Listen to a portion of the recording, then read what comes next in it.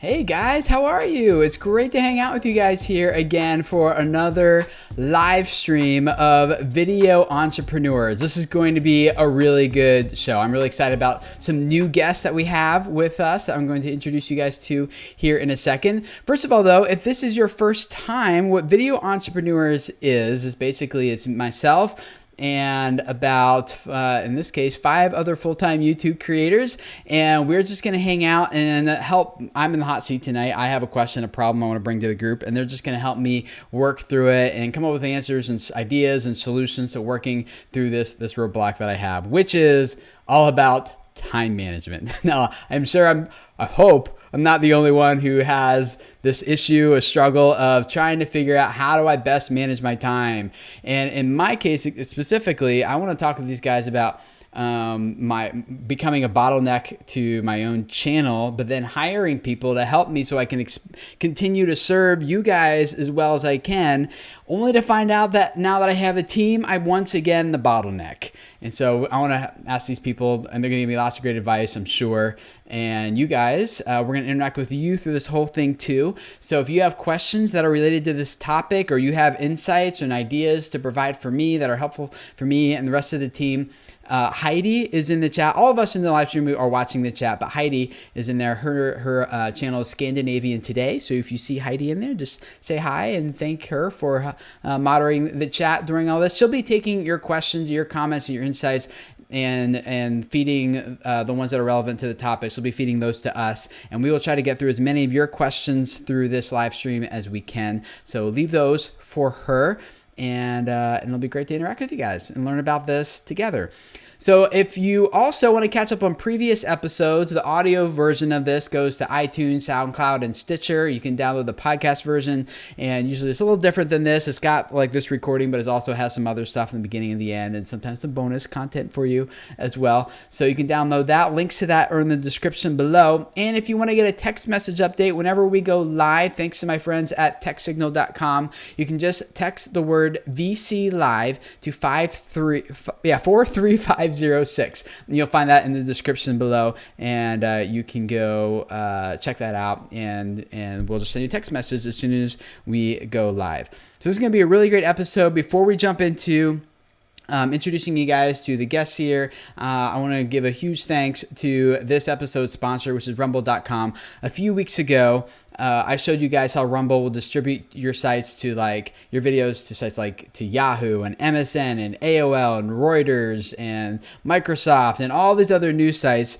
And they can really do a lot to help broaden your exposure as well as help you earn a lot more money from your videos. But they also have tools, and this is what I want to show you guys here today, that let you publish your video. When you upload it once through Rumble, it will then automatically syndicate it to your accounts of multiple other platforms all at once. Let me take you to my desktop here and let me show you how this works.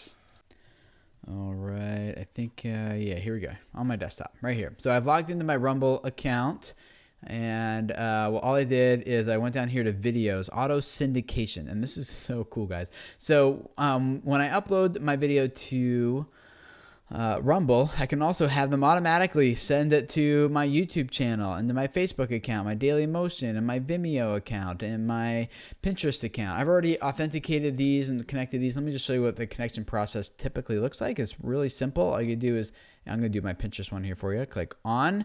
It's going to take me to the Pinterest website, and I have to give whatever platform I'm requesting. I have to give it permission. So, okay, give it permission, and it's going to go back to my Rumble page, and it's done. That's all there is to it.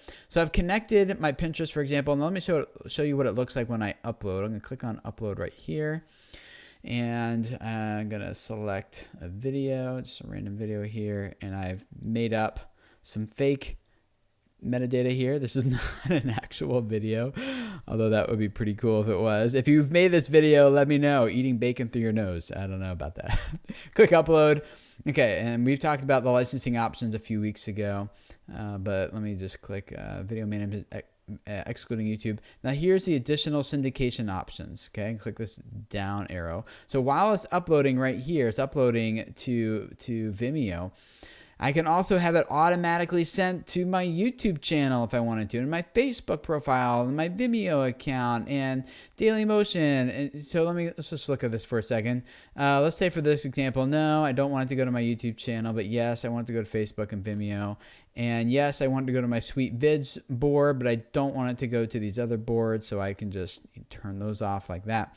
And then that's all there is to it. This is super nice, especially if you have like a slow internet connection and you don't want to upload it multiple times to all these platforms. You can just upload it once to Rumble and have it go to all these other websites as well. Now, one thing to keep in mind is that your video will go public on these other platforms right away, like right when it's finished uploading. So if you have a video that you want to publish in multiple places all at once, right when you upload, this is a much easier way to do that rather than having to upload individually to every single each of those sites. So it can save you a lot of time and can be really helpful for getting your videos not only in front of Rumble's distribution and all their millions of people, but also get it onto the other platforms, all with one single upload.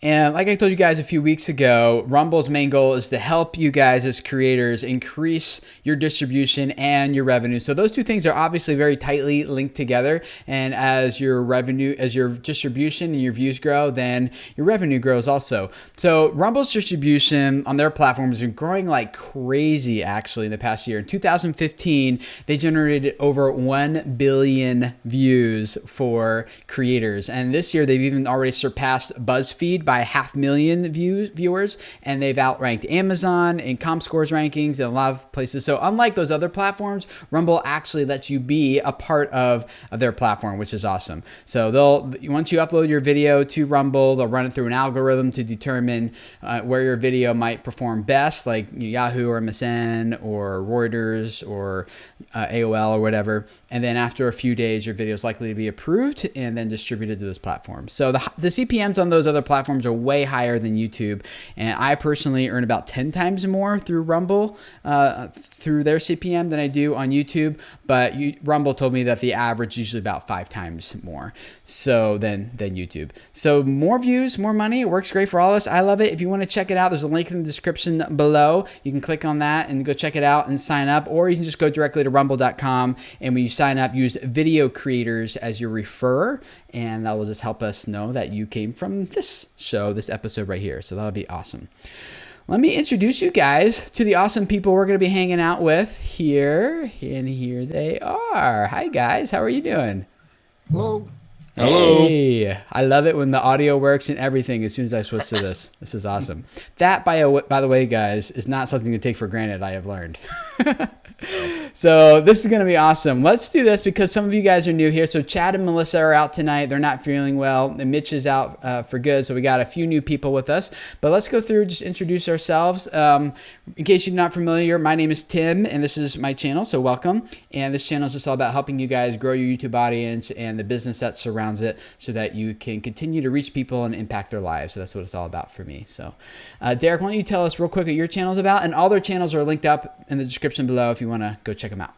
Sure, I drink on YouTube, but to broaden that scope a little bit, me too. I have a cocktail show in which we cover a cocktail history, things about cocktails, a couple cocktails every week, and we do some blind tastings as well to give people an idea of what they should be looking at for when they go to the store and have to make a selection.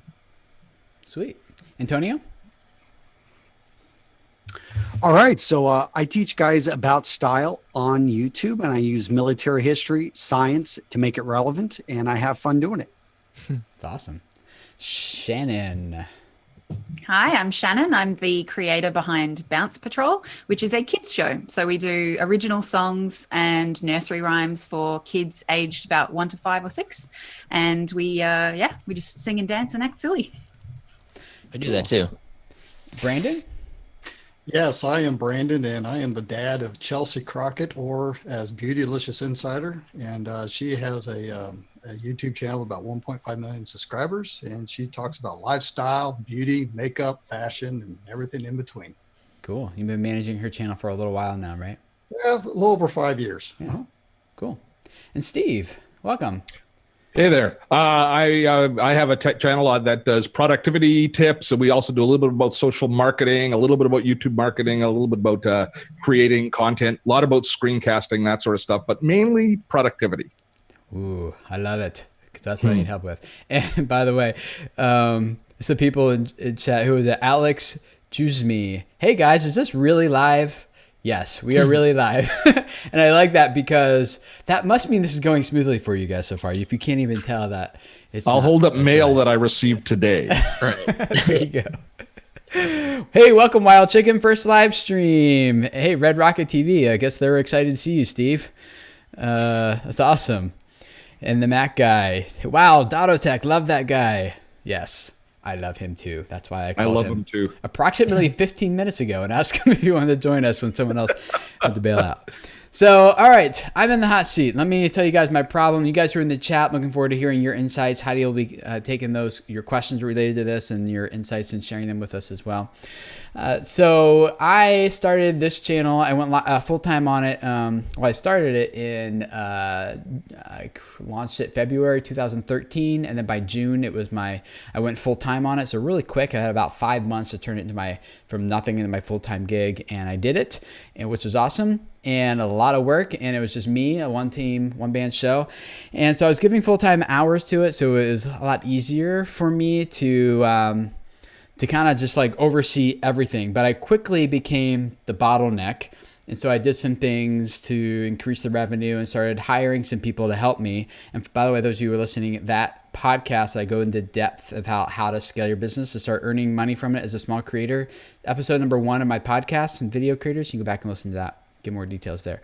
So I started hiring people, and that was great for a little while. I first hired an editor. Well, first I did an accountant, and then an editor, just to kind of free up some of my time to take advantage of this principle. It's like, don't work in your business, or work on your business, And I was definitely working in the business full time, and I was like, I need more time. I need to be able to do some other projects and create some more things. And so I started hiring, which was awesome. But what I've since learned now, there's 5 people on my team. I have a business manager, a video editor, a web developer, a Spanish translator, and I have an agent who does sponsorships, who kind of brokers those deals for me. And then I have a few other 4 other positions that my business consultant I've been working with has recommended that I hire based on where all my time goes and scalability and everything. So I've noticed, though, by hiring a team, is that all that's changed is that now I'm doing more to manage people, and which is great, and they're all awesome people, and I love working with them.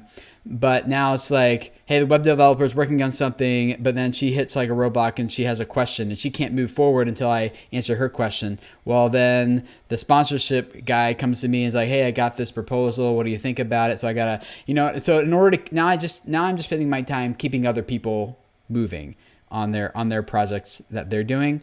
And I'm once again the bottleneck, and I'm trying to figure out, how do I manage my time and my team in a way that lets me not be the bottleneck anymore? I don't know what to call that, but does that make sense? Yes. The problem? Yeah. Okay. So solve all my problems, please. Right now in 1 hour. Yes. No, we got less than an hour. Great. Hey, Tim, am I coming through pretty good? Yeah, you hear you well. Yeah. I did a lot of thinking, and this is something that having a team of about 13 people all over the world, I've dealt with for the last 5 years. I think the best thing I can tell you is that this is a problem that all businesses have. Mm-hmm. And our business, just because it's online, does not make it any different from any business ever since the beginning of time. So the great thing is there's amazing resources. Beyond this, I would say check out the E-Myth Revisited. Mm-hmm. It's oldie but classic. Built to Sell. I'm reading this for the 3rd time, and every time I read it once a year, it blows me away with new insights. Warlow's really smart. Work the System, another amazing book about a guy that ran a call center and was able to free himself from his business. And another one, The Entrepreneur's Guide to Finance. Hold on, go too fast for me. What was the other one? Work the System? Work the System. I had the first two and loved them. I don't know Yep. the second one. Work the System. Okay. Sam Carpenter, he's got a great book, and he's also got some stuff. Yeah, Work the System and The Entrepreneur's Guide to Finance, because you need to understand how to take money out of your company and not leave it all in there. So and there's many other books I can give you later, but the great thing is that I think the stuff is already there, and everything I think we're going to talk about tonight, I know I've learned in just some of those books. Cool. I can't find The Entrepreneur's Guide to Finance. Is that on Amazon? That's because it's right here next to me. There's only one. It's only one copy. Dang it. One I in a gotta row. come to Wisconsin and get it from check you. it. But if you type in Entrepreneur's Guide to Personal Finance in Amazon, it will be there, because there's only like, Entrepreneur's Guide to Personal Finance. Let's try Yeah. that.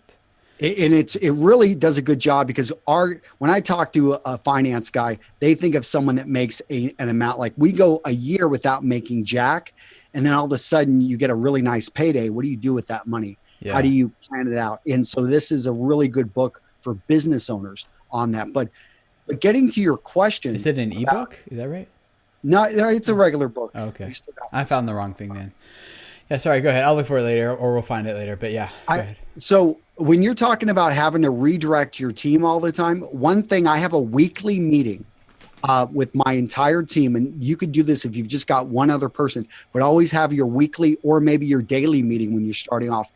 Keep it short and focus on commander's intent. This is something I learned in the Marine Corps, and it's simply, we took it from the German military, but the idea was, you can't, in the fog of war, you can't figure out what problems you're going to run into. And the same with business. You can't predict everything.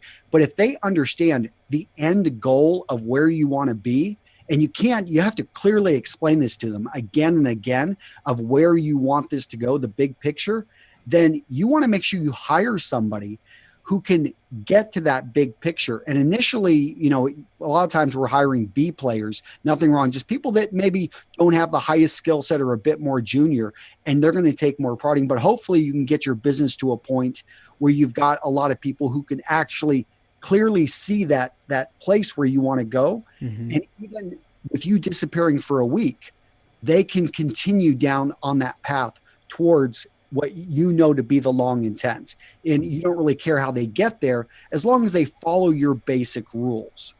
Yeah. Go ahead, Shannon. Do you think you add value as a manager in the organization, or are you thinking of yourself as the person who is the creator still? That's a good question. So I have been thinking about that, and I think I might be thinking of myself as both, and maybe that's why I'm feeling a little bit like squeezed. Pulled in two directions? Yeah. Because you are pulling yourself in two directions. Yes. But one thing I would say is, are you viewing managing a team as a skill set and something that people hone that skill over 5, 10, 15 years in a profession of managing people? Is that something that you're kind of investing your time in and saying, this is a job that I've moved into. No. I'm going to find the resources. I'm going to find the books. I'm going to read up, a bunch of HBR articles about the best way to manage people, because managing people really is a skill set. And a lot of people think, oh, I'm really good at doing this thing. Now I'll just manage a bunch of other people to do this thing. Yeah. But managing is a completely different different task in and of itself. And there's best practices in how to manage a team, how to communicate with a team, how to develop people so that they can answer those questions themselves instead of needing to come to you as a roadblock to get through that. So one of the first things I would suggest is think about managing a team as a skill set that you're looking to develop. Mm-hmm. And just as you would learn anything else, go and find the resources and practice and experiment, try something, realize, oh, that didn't work.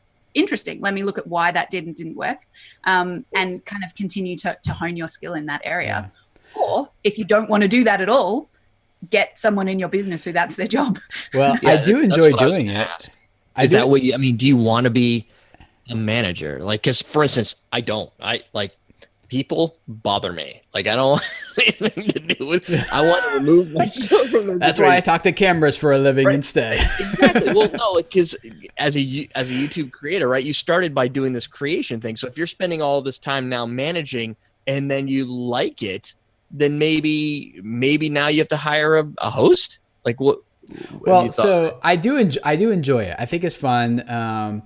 I like having like the big picture vision oriented person. That's me. Like I have that big picture, that vision, and I don't necessarily, though, to Shannon's point, I'm not like skilled. I don't have any training in managing people, right? And that's something I'm learning as I go. No, I don't think I guess I shouldn't say this without asking them. I don't think my team feels like it's going poorly.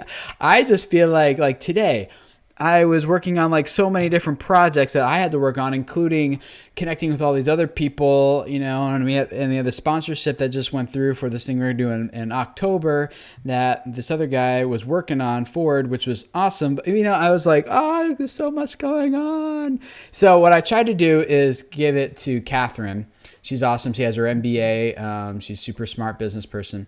And I said, okay, you manage the Spanish translator. She does a great job managing the Spanish translator. But then like the web developer who keeps like all the site orders going through seamlessly, people accessing the stuff they purchased, that kind of thing.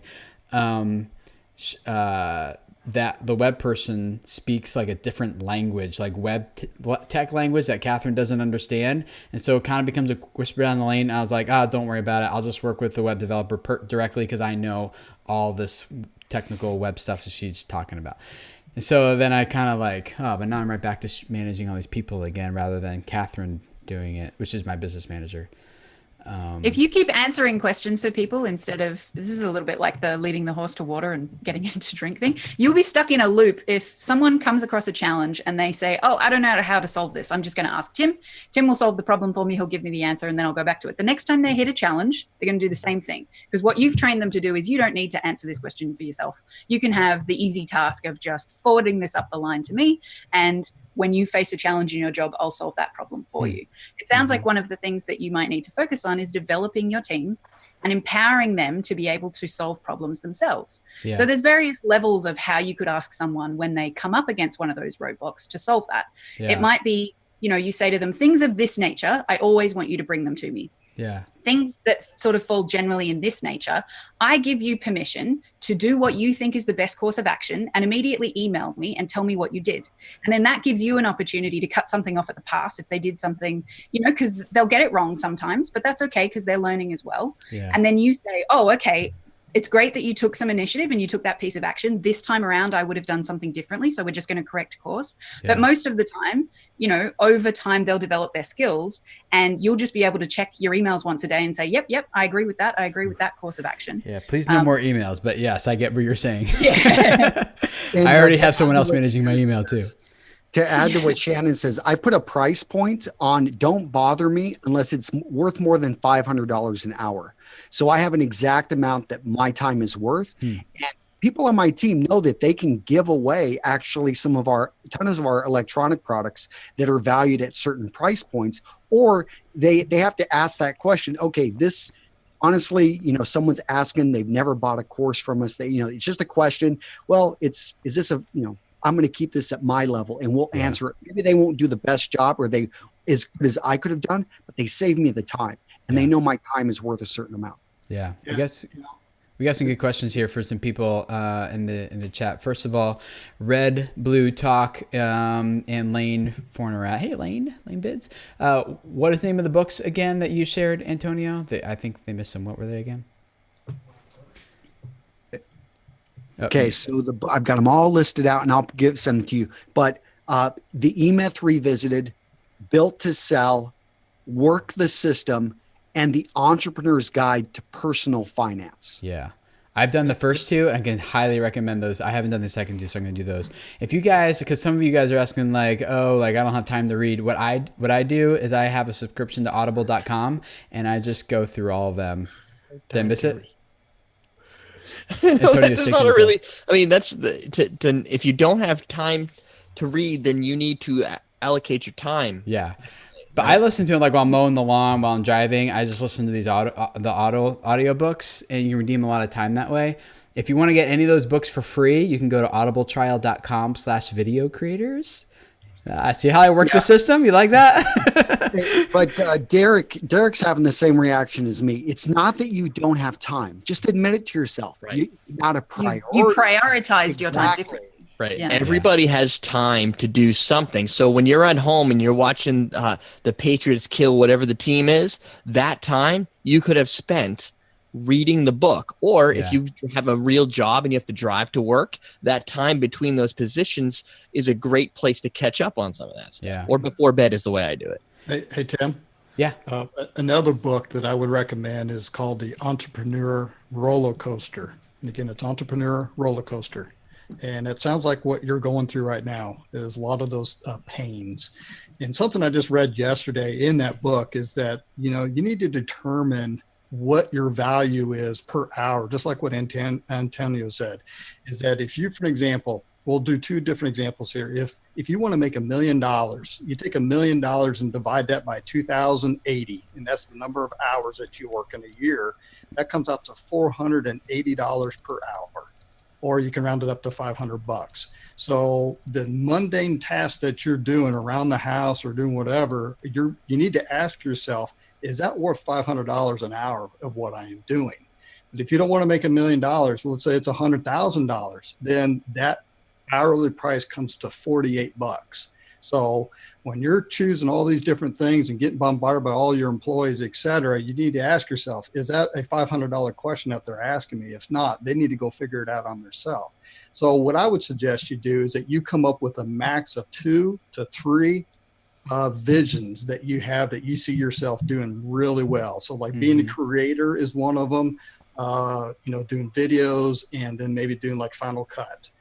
Come up with your 3 max. Don't go over 3 because then this process does not work.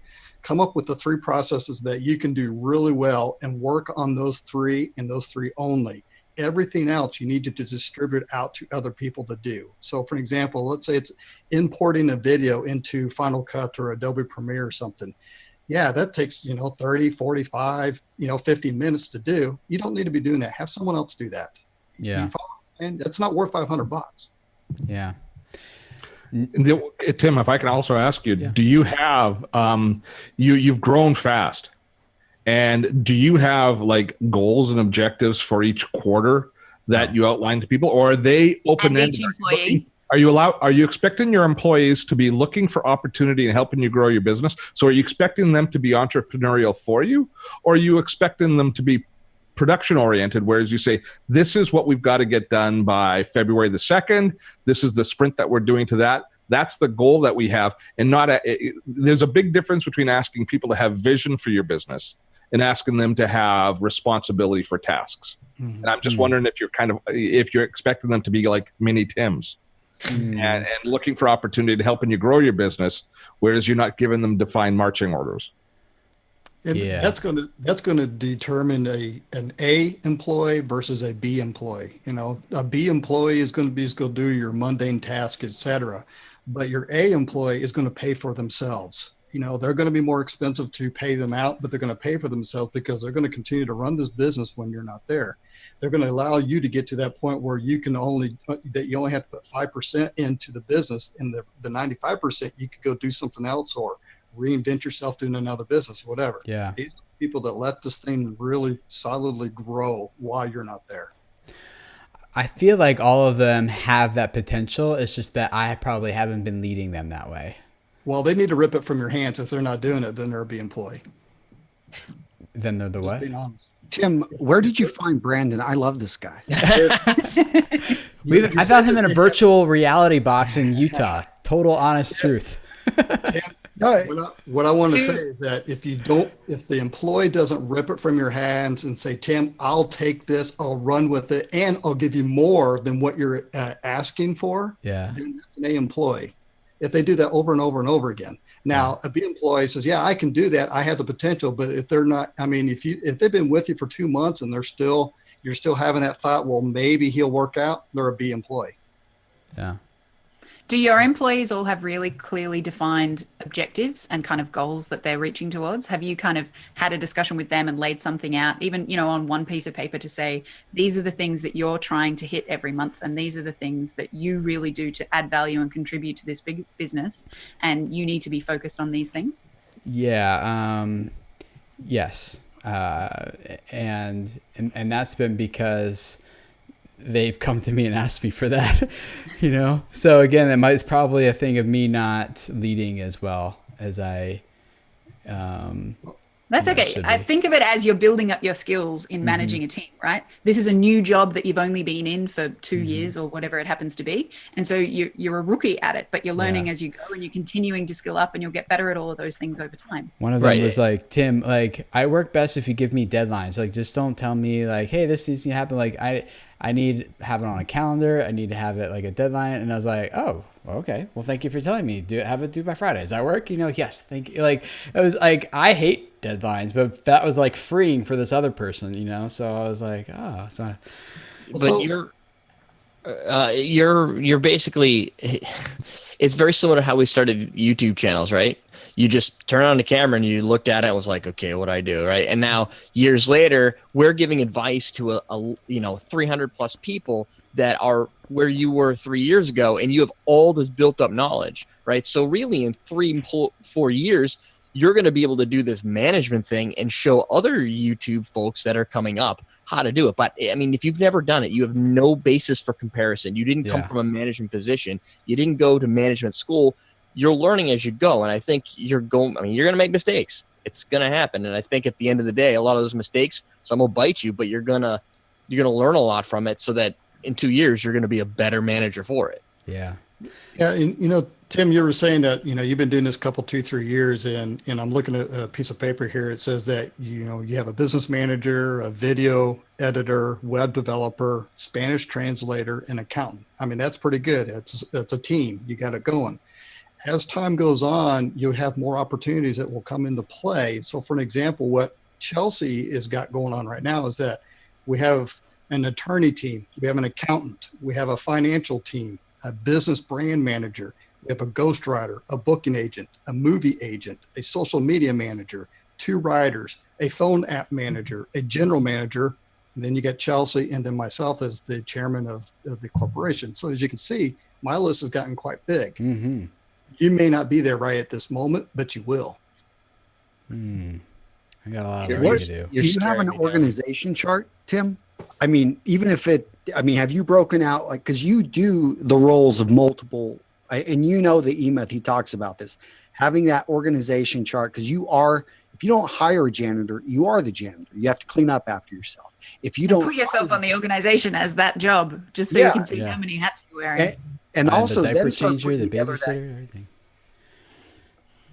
Yeah, no, this is all really good. I'm feeling like I am so inadequate, which is probably true, but we all start at 0, right? That's right. And we all been where you're at right now. Let's help someone who else is at that point. Nift Yi in chat, how can you start to build a team if you have no assets to hire one?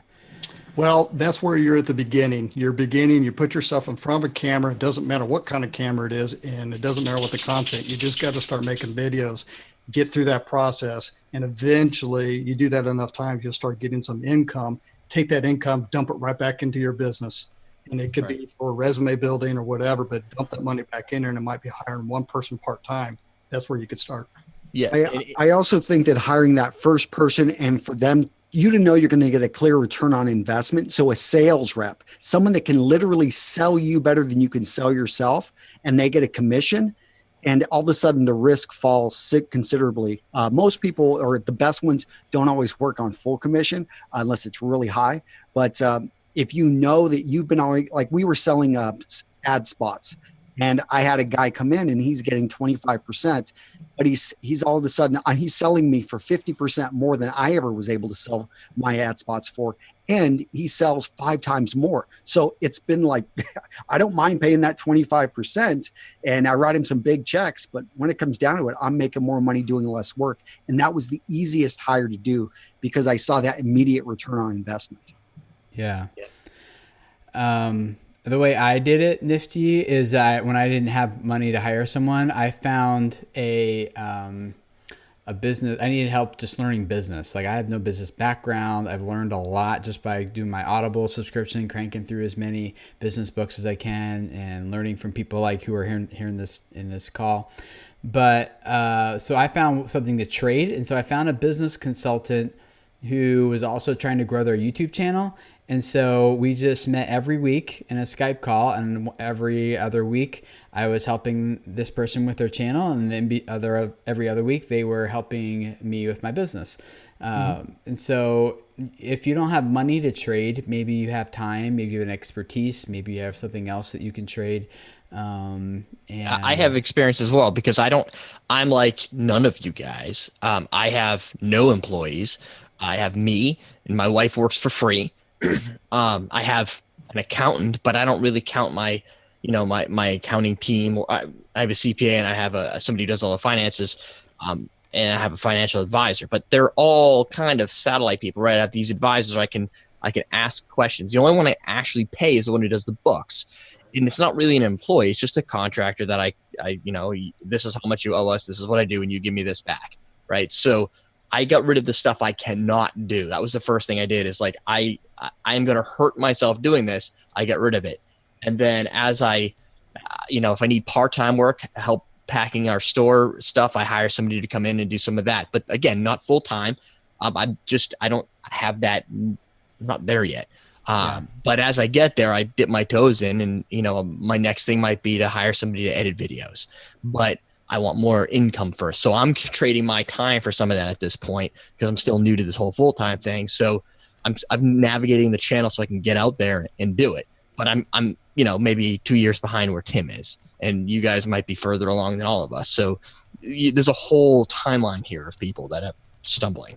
Yeah. Well, And I would say you don't have to think about the first person as being an ongoing person either. Right. So if you won't start out saying, I have work that's consistently 10 hours a week that I want to hire someone for. That's not usually how it works when you're first starting out. It's going to be project based. So it might be, I've got this one thing that I'm working on this month, and it would really help if I could get someone to design this thing, right? You can always start small and build up from there. And you dip your toe in the water by getting project based people to start off with. And I think that if you're starting out, the farthest thing from your mind should be hiring people. You've got to get your system down. You've got to get your revenue model down. You've got to get your publishing. You got to get your voice. You've got to immerse yourself in your channel until you become a limiting factor, not the audience size. And that will determine, where your first hire comes from and how that all happens. And just to give people perspective, I'm glad that Derek pointed out that he has no. I've only got 3, and they're all part-time distributed people from all over the world that help me with my Facebook ads, my Infusionsoft, and then I have 1 VA. And so that's all that I have going for me. And they're all part-time. They're all like half-time. And that's happened after, and I've been doing it full-time for 2.5 years. So I'd rather stay like you. Like I don't envision having a massive team. I would rather keep it tight. Well, that was what I asked him about, what the vision of the projects. I don't want to get big. I know. I mean, when I used to do a TV show in here in Canada, and I had a staff of 25 or 30 people that kind of worked with me or for me. And I know that doesn't bring me joy having and managing a large team. And even though I can do it, I don't enjoy it. So I am purposely I'm every stage of my life where I know what I want, and I know that I concentrate a little more on margin rather than volume, and build it up that way. Right. So strategically, I don't want to be big. I like this guy. I'm writing down everything you guys have been saying. So one of the things that we've been saying is management is a skill, and you need to practice and all of those things. You're obviously coming to the table and you're asking questions of people who've got experience managing people. I wonder if we could give you some of our advice on specific issues. So if you think, oh, here's a challenge I came up against this week with one of my team members, how would you guys have dealt with that? And we might be able to give you our perspectives on how we might have dealt with that situation. Because management's more of an art than a science is the other thing. There's no one right answer, and it depends on the person and a bunch of different things. Do you have any specific examples you'd like us to break down? No, not publicly. Fire him. I really do. I mean, I love all the people that I get to work with, and they're awesome, and they're all people I would love to have over hang out at my house with me. You know, like they're just all Yeah. awesome people.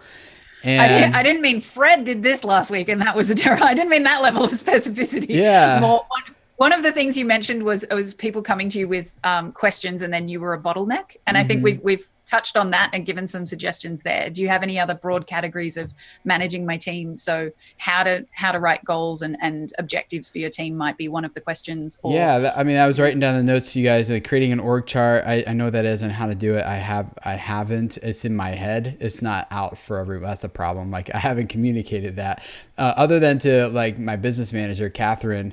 But it doesn't, like, however we organize it, it doesn't stay that way. It ends up coming, like, it ends up shifting, and that's not really due to her fault. I think it's due to my fault. But so, and then setting clear objectives for each person every month, and then giving them a vision and letting them just kind of problem solve and go do that. How do you guys do that one? Well, you know, you can't, and you can set a clear objective, but then you're going to go outside those lines because this business allows you to go outside those lines, because you might have a brand deal or something that comes in that is not within those set objectives for that particular person. So you got to be flexible in that. So you might want to go, you know, set some objectives according to project base for the week. What project you're working on for that week. This is what I expect. Okay, so do it for projects rather than like for a time period. I would be, well, I'm speaking from my own experience because, man, one day we're at the left side, the next day we're over at the right, you know, because, you know, I could be 5 minutes into work and then I have a brand deal that comes in, and let's say it's a $25,000 brand deal. Okay, I'm putting all the brakes on everything else that I'm doing and I'm focusing on that. I want to make sure that they're happy. You follow what I'm saying? So I immediately did a course correction just off of one email, and your employees will have to do the same thing. Okay, that makes sense. I like that. What systems do you have in place for communications? So once a week, I meet with my business manager in a Zoom call, video call, and we go through like the calendar, projects that are in process, new ones I'm adding, you know, kind of going, and we organize all that stuff using Trello.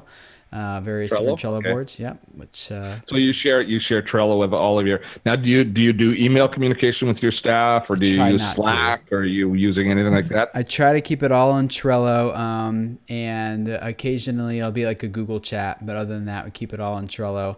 All So in you one keep place. your conversations in Trello? Yeah, you can just do comments back and forth. Yeah. Okay. It's not just, yeah. Yeah, so we have so that works well as far as organizing and managing the projects. It's more about how do I manage the people well, and that enable them or empower them, whatever that word is, to be able to like go do the project without me involved. You have trouble staying out of the weeds, don't you? You have trouble staying out of the weeds. You want to get in and you want to tell them what to do. I would say I say I get enticed into the weeds pretty easily. Yeah. Okay, it's their fault. Yeah. Well, no, and the reason is like I want to help, like I want to serve, I want to give, you know, and so it's not like it doesn't take much for me to like just be like, oh yeah, let me like jump in and help it, and that's my fault again, I think. Okay, so here's a rule for you, Tim, this week. You're not allowed to answer any questions that your team ask you until you've asked 4 questions. So someone might come to you and say, you know, I've got this thing that I'm trying to deal with, and you know the answer. So you could just give that to them. But that's not going to help them learn and be able to answer questions for themselves next time. So before you dive in with the answer, you're going to, whatever the 4 questions might be that are relevant, it might be, well, what are some of the things that you've tried already? Or what do you think the possible alternatives for this might be? Or what do you think our best course of action? Or have you ever come across this before? What did we do last time? Mm-hmm. Ask 4 questions before you give away any information. And if they don't get there with you leading them and helping them and asking some open-ended kind of questions first, then you can dive in with the answer because because you don't want to be here all day, right? Like, this is time management. Let me give away the information for free, help them get there, and then they'll get there progressively each time. They'll get there more on their own. Yeah. So let me give you a scenario. It's not. This is a common part of the workflow right now. It's not a scenario necessarily, but this is just like the way I've created the system to work. Is I upload the photos to Dropbox or a video. My editor gets it. She starts editing, and then she uploads our first draft to frame.io. And I go through it and I leave feedback in the comments. There's a collaboration tool that we use for our on video stuff. So, and then usually like just one round of revisions. It's not like a lot of revisions, but that's an example. Like she's waiting for me to get information back to her so she can like finalize the video, right?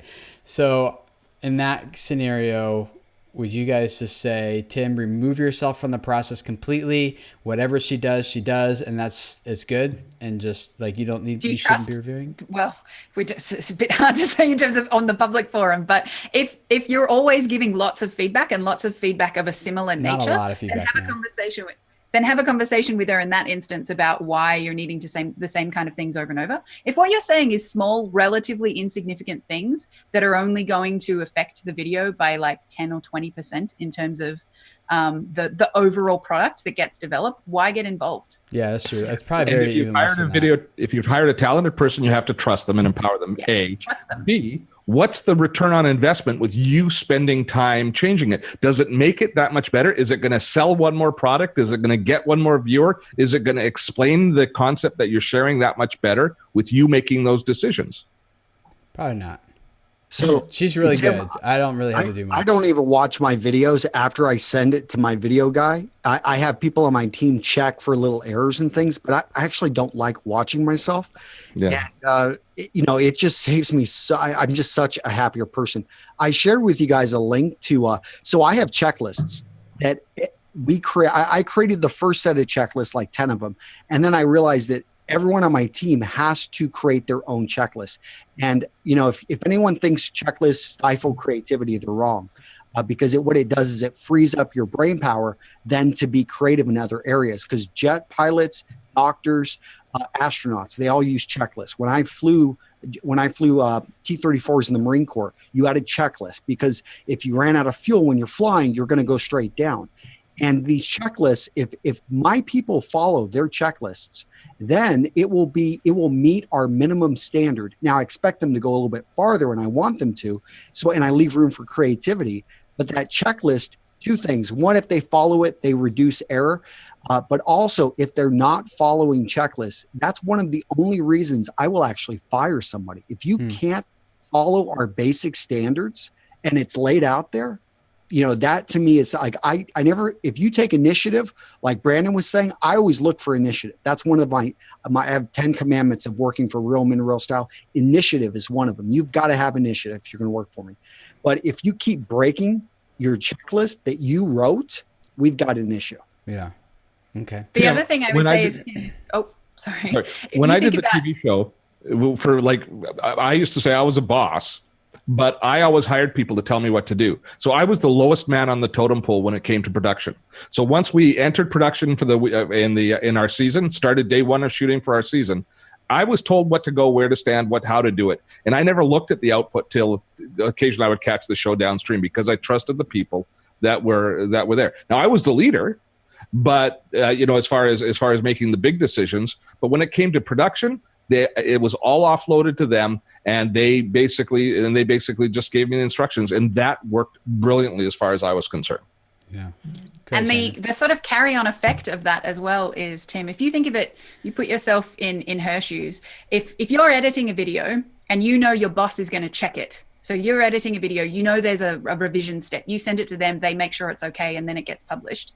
You think about it in a certain way. Now, imagine you're editing a video and your boss has trusted you with it, and your boss has said, I empower you. You are making all of the final decisions. This video is up to you. I'm going to watch it at the end of the week, after it's been uploaded, and, over to you, do a great job. Yeah. Which one of those do you think you sort of try harder in and do a better job on that video? Yeah, totally. So, wow. Okay, I got one words of wisdom. You said a key word earlier, and it kind of made me nervous, but I think you're already stuck. You said that you like your people so well that you could invite them over. They're just like friends. Well, rule number one, you never hire your brother. You never hire your best friend.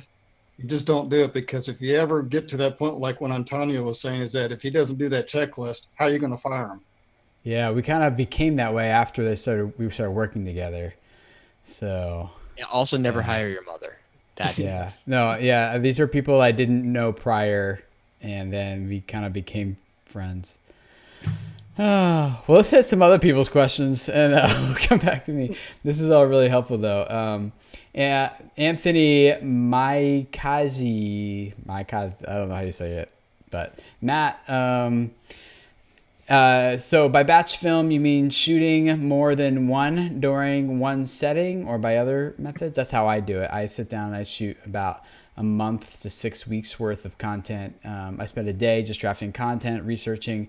I shoot them all, and I upload them to my editor, and then she just starts working on them. I mean, my philosophy, which might not be working out as well as I would like it to, but the way I've been trying to think about it is, if this is something that someone else could do besides me, let me figure out a way for that to happen. So I can continue to work on the business rather than the business. And editing is one of those things. There's many other things I'm trying to figure out how to do that with, but that's one of those natural for me. Anthony also asks, question for all you guys. Do you use any particular production scheduling software? Or what kind of tools are you guys using as a part of like that you would recommend? We talked about Trello already. That's what I use for product. I'm using Trello as well. Trello. Slack. We use Slack. Slack. Cool. We also have a Facebook Team group, communications.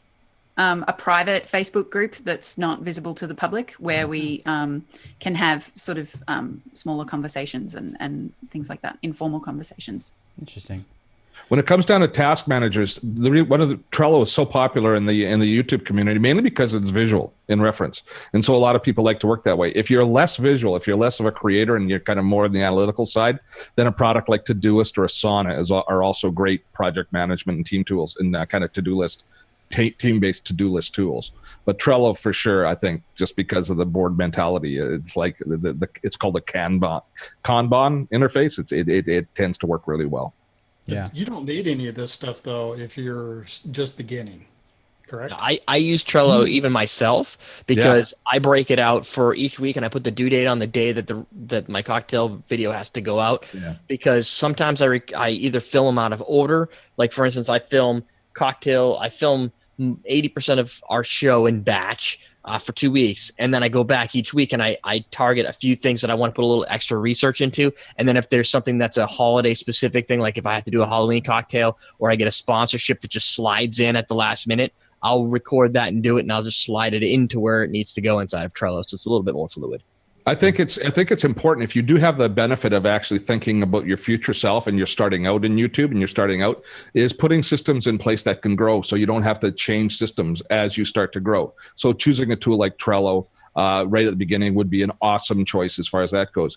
And even if you just have one or two people that you're working with, a team communication tool like Slack has got the same kind of benefit that Evernote and it has, which is very much based on search. So the power of this is, if you think about looking for communications that might be a month or two old with your team, if you're in Gmail, or if you're in some other things, searching for and finding that relevant comment might be a little bit difficult. And it actually might be difficult in Slack too. Whereas in Trello too. Whereas a tool like Slack, it's all based on search. It's built on search. So it's designed for you to bubble up to the surface exactly what you're looking for, even if it happened weeks or months previously. So if you start building your infrastructure in that system, then you've got the equity in all of your systems, be it Trello, be it Slack, whatever tool you choose. And the Evernote is the other one for just collecting information. Yeah. I went paperless with every part of our paperwork, invoices, everything. So I use Evernote for it all, especially with the store. We've got, hundreds of transactions a month. And as I'm ordering things, if I'm like, oh, what's that invoice number? I could just search it, and it just, I don't know, magic happens, and it's right on your screen. Yeah. Cool. How about musical entertainment? It says, I started my channel early this year. What tips for new content creators do you have on time management for people just getting started on YouTube? Time management tips? Well, first of all, just like I said earlier, you just need to start. Once you start, then you'll start getting into a habit. And that habit, do something, to master something, it takes 10,000 hours. but do a habit, at least do 10 hours to start off with, do something repetitiously for 10 hours, Yeah. then do it 21 hours and then 21 days type of thing. Be the Wealthy Barber. I don't know if you ever read David Chilton's book, but he talks about paying yourself first. Pay your channel first. So every day when you start out, instead of checking your email first thing in the morning or checking your comments to see if anybody's liked anything you've done and patting yourself on the back, instead take maybe the first 2 hours and work on new content, work on building your brand, building your tribe, working from that perspective there. So invest in your channel first before you go about doing the business of the day. That way, otherwise, what will happen is eventually the business of the day will start to take over, and you'll spend less time on content and less time in the things that are really going to make you successful. Great channels have one thing in common: consistent, good content coming down the pipe. That's your number one task as a YouTube content creator, is creating great content. So pay that first, pay that bill first. Spend an hour, 2 hours every day on content before you do anything else. And do the right tasks rather than doing the one that's currently on your mind. So before you start working on stuff, like write down somewhere online, offline, wherever it happens to be, the things that you need to do in this block of time that you've got, and circle the ones that are actually the most important, because it's very easy to see an email or something like that and go, oh, that's a thing I need to do. I'll go over and do that. But that might be a B or C level task that, you know, if it didn't get done, the world wouldn't end, but you've got something over here on your A list that's like, this has to happen today, or this is my content. I have to always make sure that I'm investing time in this. So don't just do the thing that's kind of currently on your mind. Do the right task and keep bringing yourself back to, am I working on the thing that I should be working on? And don't make excuses. Like, no more, I don't have time for something. If you really love something, you're going to make the time to do it. Don't make the excuse. If you're sitting down doing nothing, watching television, you're probably wasting time. Yeah, I haven't watched TV for years. I have 343 B-level emails sitting in my inbox currently right now. Anyway. $500 an hour. Remember? Yeah, though I feel bad, but I don't know how to Find someone to do it for you. But Yeah. I'm practicing. I need to practice when I'm preaching because I'm in the same situation. I have a Filipino VA who she's got 10 rules that she follows. She's watched all my videos. She knows, actually I have 2 of them trained up to do this. And they go through, every night I sleep, they go through 500 messages. They curate everything from all of our social media channels. And I mean, we respond to everybody. Do you mind sharing those rules? Do you know if administering those rules? I mean, you think about whole religions are built off of simple rules. Yeah. And what are those 10 rules that you give her for managing? Are you allowed to share those? Or? I think they're over at RMRS 1. I shared with you guys. And if you look at my onboarding, they are the 10 commandments of working for Real Men, Real Style. And if you want, I will read them if you guys are cool with that. Yeah. So are these the ones for managing email, or are these just the ones generally for your company? These are in general for the company, but they apply to email. You know, it's about communication, taking the initiative so they get back to people quickly. My thing is, somebody wants an answer about style. They honestly don't care. Some people do want it from me, but most people just have a question. And then, you know, they're going through and actually, you're right. That one isn't directed to email, but I will say it's in there somewhere. But she follows those 10 rules. You know, it's show people respect. It's get back to them within 24 hours. It's try to give them one link. We could give some people like 5 or 6 links to my website. But the one thing, I come in my email in the morning and she's curated the one she can't answer, or that are very specific to me. And then I use Jing. I record it limits me to 5 minutes. I'll zip through it in 5 minutes and respond back to her like maybe 10 to 15 emails that she needs help with. And then she replies to them in the next hour because I don't like to type. And that's... Wow. Dude, that's genius. I need to dig into that. Rather than doing it yourself, I love that. Rather than doing it yourself, all of the challenges that she had, you make sure she's aware of the fix or the proper response for that. So next time it never comes to you, right? Exactly. Mm-hmm. Love that. Yeah, because you remember I was telling you on my list, I have a social media manager. We use Hootsuite, and that gets into all of our accounts. And I have a person that actually responds, Ask Chelsea, to a lot of the comments, just to say, hey, thank you for this, or thank you for that, et cetera, et cetera. So we have people that are actually representatives of Chelsea's name. Cool. Let's hit a few more questions here. I feel bad I've taken up so much time. You guys in the chat have been asking great questions. It's been great to see you all in here. I just saw this one pop up in chat. Good knit kisses. And Heidi's probably grabbing this one right now too. But Tim, any advice on hiring qualified help? How do you guys go about finding and hiring qualified people? It depends on where you're at in your YouTube business. If you're just starting out, just go to your local trade school and get someone from there, because they're going to want to work for you for basically for free, and that will allow you to practice on them and what they need to learn, and et cetera. So rinse and repeat on that. That's how I would start. It depends what the role is too. Think a little bit more broadly in terms of that person doesn't need to be local to where you are. So if you don't need to physically be in the same space to be able to do some of the work, think about hiring someone overseas or through a channel like Upwork or something like that, if it's for a VA or something of that nature. Now, what I'm going to do is I'm going to headhunt Antonio's people because they're well trained.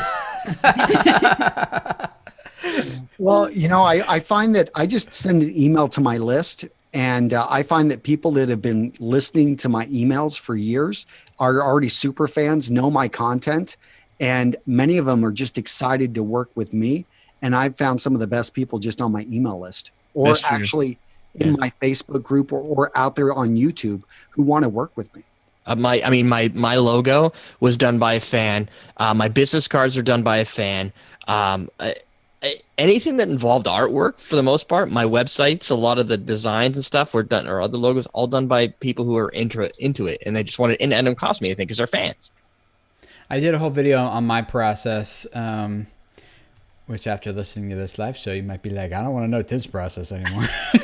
But it's called How to Find and Hire Your YouTube Team. Oh, and it's a collab I did with Evan Carmichael, who was in the stream last week. So Evan Carmichael actually teaches. He's way more qualified. So yeah, find that one. How to find and hire your YouTube team. That's on my channel. You can find that one. Tear418. Is it better to work with a few freelancers or to look for full-time employees?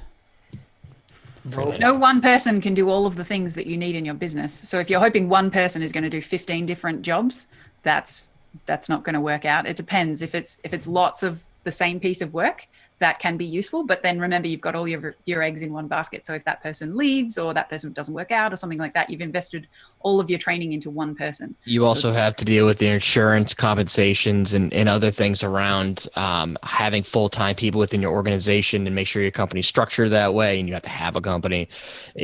Freelancers, you just kind of bam. Yeah, I all mine are contractor. Well, 1099 them. Yeah, it's getting complicated with Catherine, especially my business manager. But she's currently contracted, but my accountant's pushing to go employee. That's not a good status for your business Facebook page. My relationship with my business manager, it's complicated. Hey, Tim, do you use... Well, there's context there. Accountant? I'm sorry? Do you use Aaron Johnstone as your accountant? No. I think somebody in your network connected me with her. She's amazing. She focuses only on online businesses and knows Infusionsoft and things like that. It's like, I just love accountants that get specialized. Yeah, I use Mid-Atlantic CPAs, and they've been awesome. So I've used it for 3 years. I always try to get people full time, because I figure if I got them part time, then I've only got a quarter of their attention. I tell my people, you cannot work. It's one of our 10 commandments. You have to be focused on my business. And I only allow you to work 40 hours a week. Don't work more. But those 40 hours, work your butt off. Yeah. Cool, guys. Quick question from G-Rated Gaming. What would you consider the top 5 most important skills for YouTubing today? Everybody one skill, quick lightning round. The ability to teach yourself and learn. Oh, that's what I was going to say. Oh, then I'm going to go with charisma. You got to have, if you're going to be on the screen, you got to make people want to watch you. You got to be real. Be yourself. Don't be someone else. Don't suck at the game. Good. I would say be adaptable, be flexible. Try something, see whether it works or not, and then keep changing and adapting and trying something new. I'm going to say be consistent. Cool. That's the opposite. You and I are like, be flexible, be consistent. Sorry. But you mean publishing, regular publishing, regular schedule? Yeah. You know, a lot of people say, oh, I've tried everything, or I gave it my all, and they put up 5 videos. Yeah. Put up 200. Come on. Like, and for those of you guys who are asking what a VA is a virtual assistant. So a virtual means they don't work in your office with you. They work someplace in another part of the world assisting you. So You got to wear a headset to see them. yeah, exactly. Cool, guys. Well, this has been helpful for me. Thank you all for your input, and I really appreciate this. I've took a bunch of notes, and I feel like I need to start over in a lot of respects with the lessons that I'm learning and how I'm implementing some things. So I really do appreciate it. And you guys in the chat have been awesome. Thank you for all your input. And thanks for Steve and Brandon for jumping in here and helping out here, for filling in some for some people who couldn't make it. And again, if this is your first time here, I'd love to have you subscribe. This channel is just about helping you guys grow your YouTube audience and the business and the revenue that surrounds it, so that you guys can continue to reach people, impact their lives. If you want to catch up on these on iTunes, SoundCloud, and Stitcher, you can. The links to all those are in the description below. You can subscribe to the podcast. I'm also publishing every Thursday, or almost every Thursday, podcast episodes completely separate from these shows that are just ones I can just really dig in deep to YouTube. I can dig in deep into different topics and issues surrounding audience development that we can't do in like a 5-6 minute video on this channel. So if you subscribe to the podcast, you can get a lot of those. Those are all free for you guys, so you can go check those out. And we will be here same time next week, Wednesday at 10 p.m. Eastern time, hanging out with you guys for episode number 6 of Video Entrepreneurs. We'll be halfway done season 2 next week, so it'll be a great episode. I think in the hot seat, let me go check real quick who's in the hot seat tomorrow. Or next week is Chad and Melissa, and they want to talk more about how to hire and build a team around your channel. So we talked a little bit tonight about managing them. We'll dig in more into the hiring and finding and building the team in the first place next week. So that'll be awesome, and we'll look forward to hanging out with all of you guys then. So thanks for being here, and we'll see you guys again next week. Bye.